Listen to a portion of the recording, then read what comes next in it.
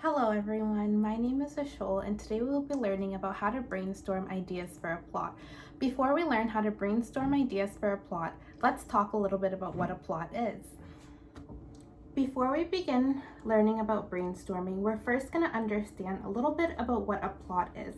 So a plot is a plan, scheme, or main story, usually of a literary or dramatic work, or in film, a plot is basically the sequence of events that are going to happen in what order they're going to happen. It's usually when the main characters are introduced. So when you outline your plot, when you begin writing it out, this is where you'll get to introduce yourself to a couple of these things.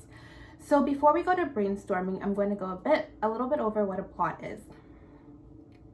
So using Freytag's 5-part pyramid, which I'm going to include an image of so you can see, it usually starts off with the exposition. Basically, that's the introduction of the protagonist and the antagonist. So the protagonist and antagonist are usually the lead characters. There can be more than one, but usually there's one protagonist, which is the main character of the story. The protagonist is the leading character who faces challenges, in particular central challenges that conflict with the story. So the protagonist's needs and wants is usually something that has an end goal. They want to accomplish something, they are trying to escape something. For example, Spider-Man trying to save the world, that would be his goal as the protagonist. So the antagonist is usually the opposer who's opposing the protagonist's goal. So for example, we can think of horror films where the protagonist is trying to escape the antagonist who is trying to harm them. So the antagonist can usually be a group of characters instead of one, which can be a protagonist and its group against a group of antagonists. So those are the two characters or groups of characters that you establish at the beginning.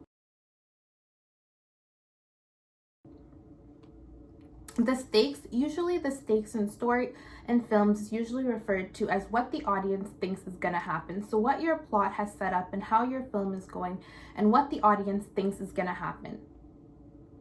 The rising action is when the conflict is introduced and the protagonist's journey begins. So at this point, that's where you think of what conflict is going to be happening in your story. So the climax is when the protagonist faces off the central antagonist and the conflict of the battle begins. So it's when these two characters meet and your conflict is then introduced. And the falling action is when the characters' actions are resolved.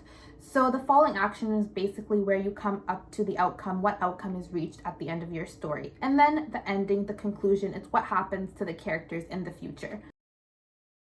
Brainstorming is one of my favorite things to do for any project because it's nice, it's relaxing. You kind of just get to sit with your thoughts and see which ones stick to you. So look at brainstorming as a relaxed, critique-free environment that you put yourself in, or you and others if you don't like brainstorming alone.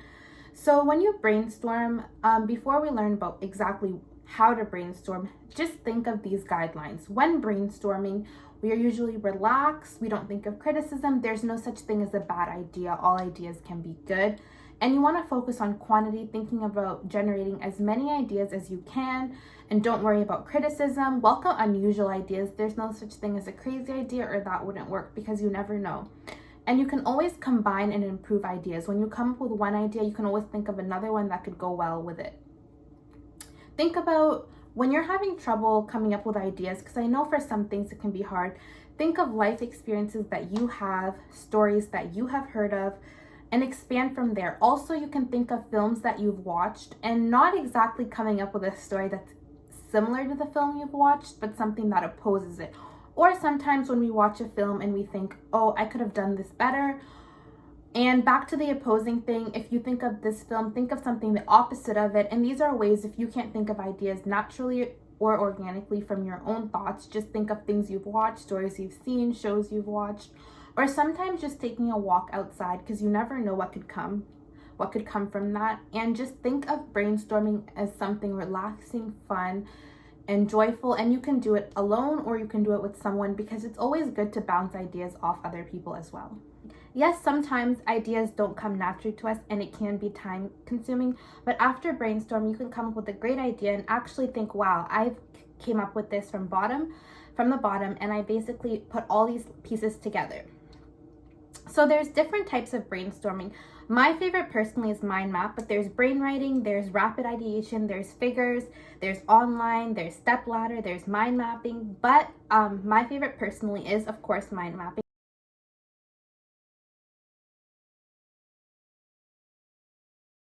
But the two that I'd like to talk about is rapid ideation. So basically, what that is you can grab a piece of paper and just write anything that comes to your mind. Write it down, anything you think of, anything you see, or if you're very visual, you can draw pictures of things that you're interested in. And that is something else that you can do. You can also brainstorm online by searching things if you're more of that, if that's more your thing.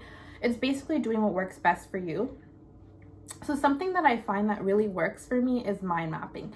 When you're mind mapping, you basically I'll show you a picture of a mind map, and this is what it looks like. So you basically put a central idea in the middle and you circle it, and then you kind of have lines reaching out to other ideas. And sometimes those other ideas can have lines reaching under them to other ideas. So basically it's getting everything together. And I feel like that really works out because you can have your idea for your movie, the characters you want to have, the scenes you want to have, the different things you're trying to film, maybe props you're trying to include, and you can put this all reaching out, and then before you know it, you'll have a whole bunch of ideas about different things. And it's kind of fun. You can color coordinate it.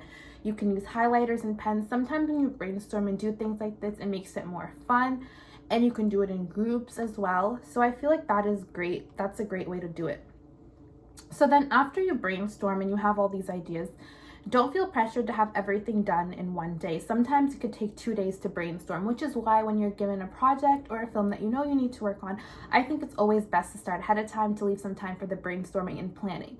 So for brainstorming, you can usually, after you're done brainstorming, you feel like you have an idea that's worth it. That's when I feel like it's a great time to start working on your outline right away, because all these ideas are fresh and more can come to you as you're working on your outline. So a basic outline I feel like that you can go by if you're not ready to go in depth yet with all of your ideas is a step-by-step brainstorming outline that you highlight your characters, your setting, your problem, the solution, just so you know and you have it finalized and it's not all scattered. Because as you know, when brainstorming, all of our ideas can be scattered.